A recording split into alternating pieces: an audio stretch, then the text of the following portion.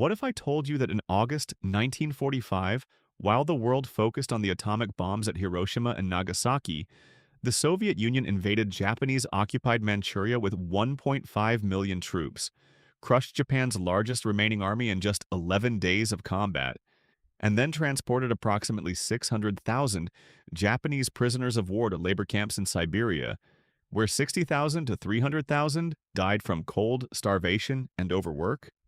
The Soviet invasion of Manchuria, Operation August Storm, began on August 9, 1945, the same day the second atomic bomb fell on Nagasaki. For decades, Western histories credited the atomic bombs with forcing Japan's surrender. But Soviet historians and modern scholarship argue that Japan surrendered largely because of the Soviet invasion, which destroyed any hope that the USSR might mediate a negotiated peace and demonstrated that Japan faced invasion from two directions. The campaign was a military masterpiece. Soviet forces advanced up to 800 kilometers in 11 days, encircling and destroying the Japanese Kwantung Army, which had been considered Japan's elite force. Japanese casualties were approximately 80,000 to 90,000 killed. Soviet casualties were approximately 12,000 killed. But the war's end didn't end the suffering. The 600,000 Japanese POWs were transported to labor camps across the Soviet Union and Mongolia. They cut timber in Siberian forests in minus 40 degrees Celsius weather, worked in mines, built infrastructure, forced labor that violated international agreements about POW repatriation. Most Japanese families didn't know what happened to their soldiers. They were simply missing in action. When survivors finally returned, some not until the 1950s, a few not until the 1990s, they brought stories of a forgotten war and a decade of slavery in the Gulag. This is the story of Operation August Storm, the 11-day war that helped end World War II, and the decades of suffering that followed. To understand the Soviet-Japanese War of 1945, you need to understand the complex relationship between the USSR and Japan, and the strategic situation in August 1945. The Soviet-Japanese neutrality.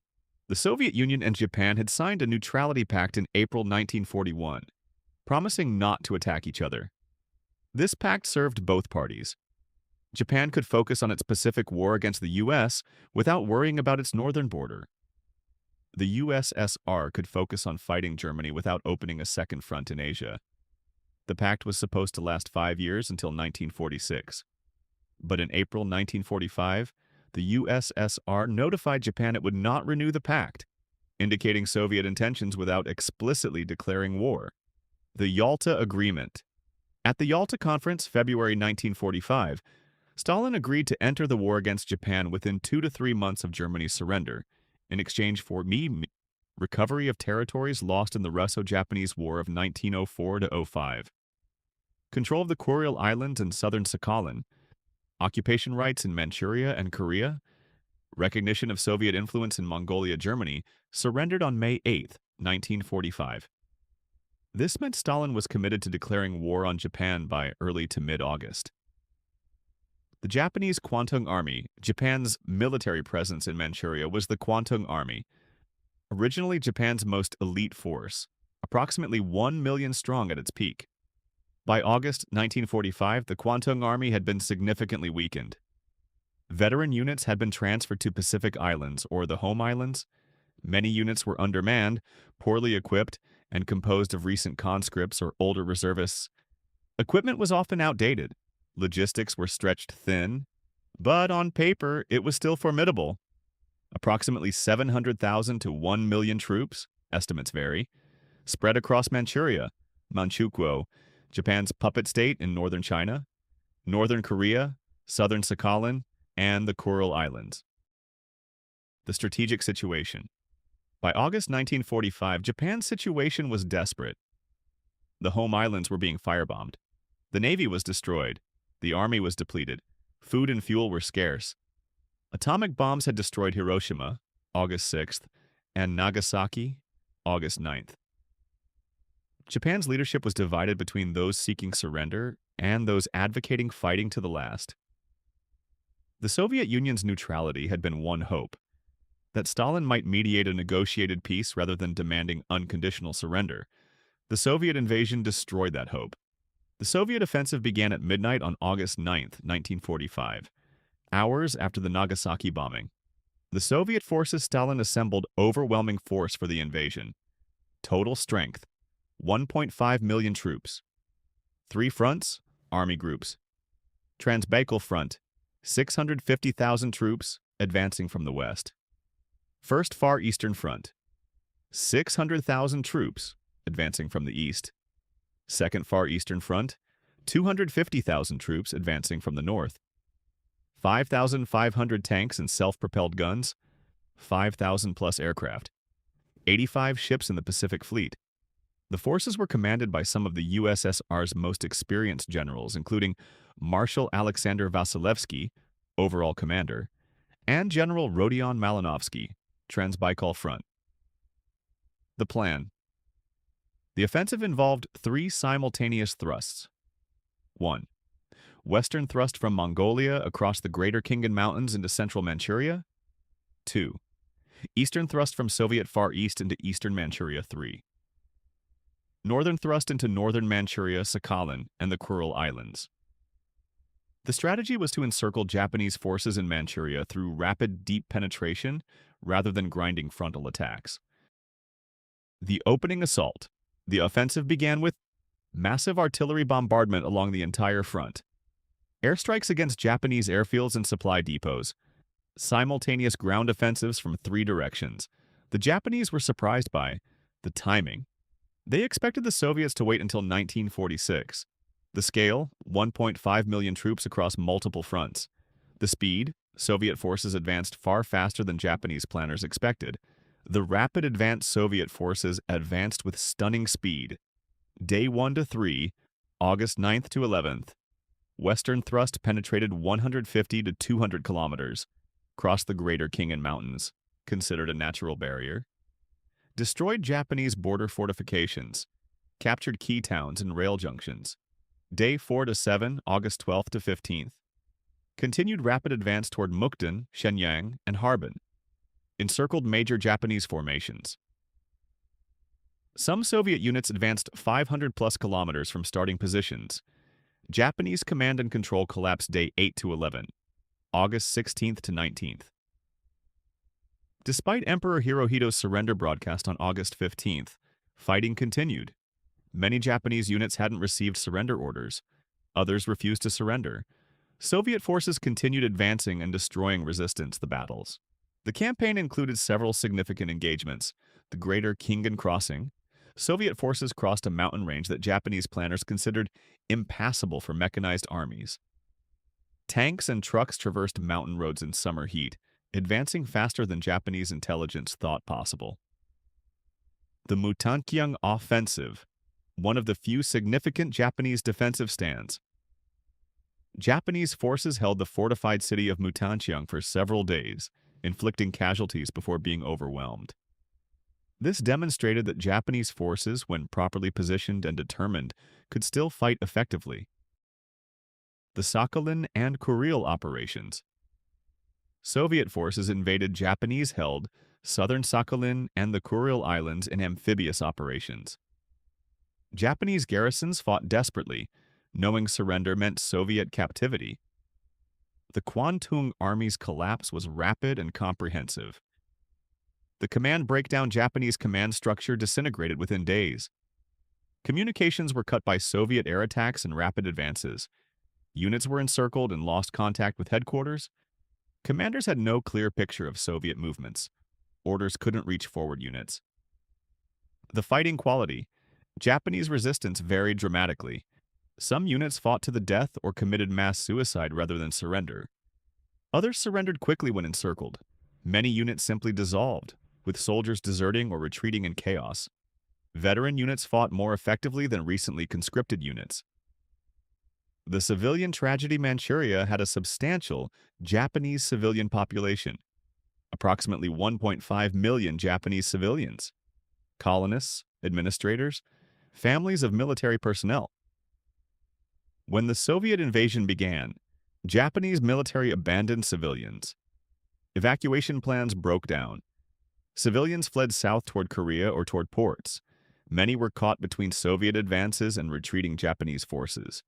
Approximately 180,000 to 200,000 Japanese civilians died during the campaign and its aftermath, from violence, disease, starvation, and exposure. Particularly tragic were the Kanryugu-er, Zanryu Koji, war orphans left behind, Japanese children abandoned or separated from parents, adopted by Chinese families who didn't discover their Japanese heritage until decades later. The Surrender Emperor. Hirohito's surrender, broadcast on August 15, 1945, didn't immediately end fighting in Manchuria. Surrender orders took days to reach all units. Some units refused to believe the orders. Some officers chose to fight rather than surrender to the Soviets. Fighting continued sporadically until August 20th to 23rd. The formal surrender of the Kwantung Army occurred on August 19, 1945, but isolated pockets continued resisting for days afterward. The campaign's casualties reflected its one-sided nature. Soviet casualties. Official Soviet figures: 12,031 killed in action, 24,425 wounded, approximately 36,500 total casualties. These figures are remarkably low given the scale of the operation: 1.5 million troops advancing across thousands of kilometers. The low casualties reflected Soviet overwhelming superiority in numbers and equipment. Effective planning and execution. Speed of advance prevented Japanese from establishing strong defenses. Many Japanese units surrendered rather than fighting to the death. Japanese military casualties. Japanese casualties are less precisely documented: 80,000 to 90,000 killed in action, 20,000 to 40,000 wounded, 600,000 plus prisoners of war. Total casualties: approximately 700,000 to 750,000. Civilian casualties. Japanese civilian casualties in Manchuria: 180,000 to 200,000 deaths. Causes: Soviet military action, Chinese reprisals against Japanese colonists, disease, starvation, suicide. Chinese civilian casualties are poorly documented but were significant, particularly in areas where fighting occurred near population centers. The fate of the 600,000 plus Japanese POWs became one of the war's great tragedies. The initial capture. When the Kwantung Army surrendered, Soviet forces suddenly held approximately 600,000 Japanese POWs, one of the largest mass surrenders in history. Soviet authorities faced a decision about what to do with them. The Geneva Convention required prompt repatriation after hostilities ended, humane treatment during captivity, protection from forced labor. The USSR had signed the Geneva Convention but never ratified it. Stalin decided the POWs would be useful for reconstruction labor. The transportation to the Gulag between August 1945 and early 1946, Japanese POWs were transported to labor camps across the Soviet Union and Mongolia. The transportation occurred in freight trains, cattle cars, during fall/winter, with minimal food and water, with inadequate winter clothing, in overcrowded conditions, 60 to 100 men per car designed for 40 to 50. Over journeys lasting weeks, many POWs died during transport from exposure to cold, starvation, disease, dysentery, typhus, dehydration. Estimates suggest 10,000 to 30,000 died during transport alone. The labor camps. Japanese POWs were distributed to camps across Siberia, the majority, Central Asia, Mongolia, European Russia. They were put to work: logging in Siberian forests, mining coal, gold, and other minerals, construction, railroads, buildings, infrastructure, industrial production. The conditions. Camp conditions were brutal. Winter temperatures reached -40 degrees Celsius to -50 degrees Celsius. POWs had inadequate winter clothing. Many still wore summer uniforms from Manchuria. Food rations were minimal, often 400 to 800 calories per day. Medical care was non-existent. Forced labor quotas were severe. Those who couldn't work received even less food. The combination of cold, starvation, disease, and overwork killed massive numbers of POWs, particularly in the first winter, 1945 to 1946. The death toll. The death toll among Japanese POWs in Soviet captivity remains disputed. Soviet official figures: 62,068 deaths. Japanese research: 60,000 to 70,000 deaths. Some estimates 200,000 to 300,000 deaths. The true number is probably between 60,000 to 100,000 deaths, with the discrepancy due to incomplete Soviet record-keeping. Deaths during transport not always counted. POWs who died shortly after repatriation not counted. Political motivations to minimize or maximize figures. Even the conservative estimate of 60,000 deaths represents approximately 10% of the total captured. A staggering mortality rate for POWs, supposedly protected by international law. The repatriation Japanese POWs were supposed to be repatriated promptly after the war ended. Instead, 1946 to 1948. Minimal repatriation. The USSR kept most POWs for labor. 1949 to 1950, major repatriation operations returned approximately 470,000 to 500,000 survivors to Japan. 1950s, continued small-scale repatriations as the USSR released remaining POWs. Late releases. Some POWs weren't released until the late 1950s, over a decade after capture. A few cases in the 1980s to 1990s revealed POWs who'd been imprisoned for 40-plus years. Japanese POWs who survived Soviet captivity returned home with stories of a lost decade. The returned POWs who returned to Japan faced multiple challenges. They'd been declared dead by families who'd had no contact for years. Many returned to find families had moved, remarried, or died. They'd missed Japan's post-war reconstruction and economic recovery.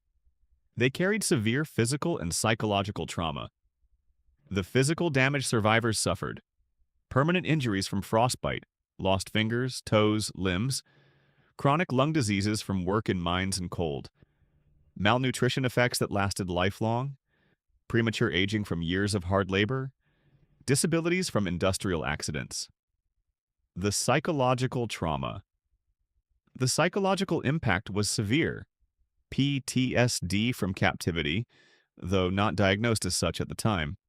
Survivors' guilt about comrades who died. Difficulty reintegrating into civilian life. Shame about having survived when so many died.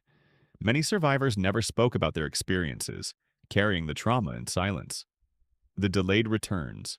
Some POWs weren't released until decades after the war. Cases documented include Japanese soldiers discovered alive in Soviet camps in the 1980s to 1990s, men who'd been imprisoned for 40-plus years, POWs who'd forgotten Japanese language after decades speaking Russian, men who returned to Japan as elderly strangers in a country they barely recognized.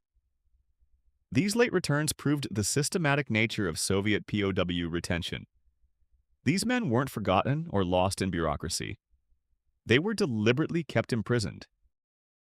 Did the Soviet invasion force Japan's surrender, or was it the atomic bombs? The traditional Western narrative.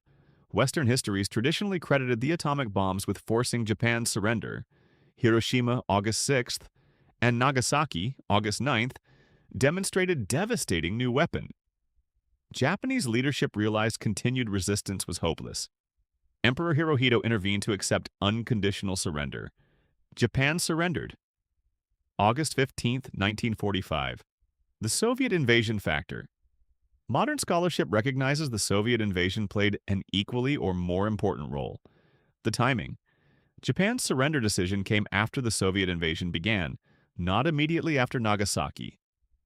The strategic calculation. Japanese leadership had hoped the USSR would remain neutral and might mediate a negotiated peace. The Soviet invasion destroyed that hope. The two-front threat. Japan could potentially endure atomic bombing from one direction, but couldn't defend against simultaneous American invasion from the Pacific and Soviet invasion from the north. The testimony. Japanese officials in post-war interviews indicated the Soviet invasion was a major factor in the surrender decision, equal to or greater than the atomic bombs. The synthesized view. Most historians now believe both the atomic bombs and the Soviet invasion contributed to Japan's surrender. The atomic bombs demonstrated unprecedented destruction. The Soviet invasion eliminated hope for negotiated peace. Together, they convinced Japanese leadership that continued resistance was impossible. The relative importance of each factor remains debated, but the Soviet invasion clearly played a crucial role that Western history is often overlooked. Operation August Storm and its aftermath reveal important aspects of the war's end and Cold War beginnings. The Soviet military achievement. The operation was a military masterpiece. Overwhelming force concentration, rapid, deep penetration, effective encirclement tactics, minimal Soviet casualties relative to objectives achieved. It demonstrated the Red Army's capabilities after 4 years of war against Germany. The Soviet military of 1945 was far more sophisticated and effective than the Army of 1941. The POW crime. The treatment of Japanese POWs violated international norms. POWs should have been repatriated promptly. Forced labor, violated Geneva Convention principles, conditions caused massive mortality. The USSR deliberately retained POWs as slave labor. This was a war crime that went unpunished because the Soviet Union was a victor power. The Cold War factor. As the Cold War began, both sides suppressed aspects of the story. The West downplayed the Soviet role in Japan's surrender. Atomic bombs fit the narrative better. The USSR suppressed information about POW conditions. Japan, allied with the US, didn't press the POW issue aggressively.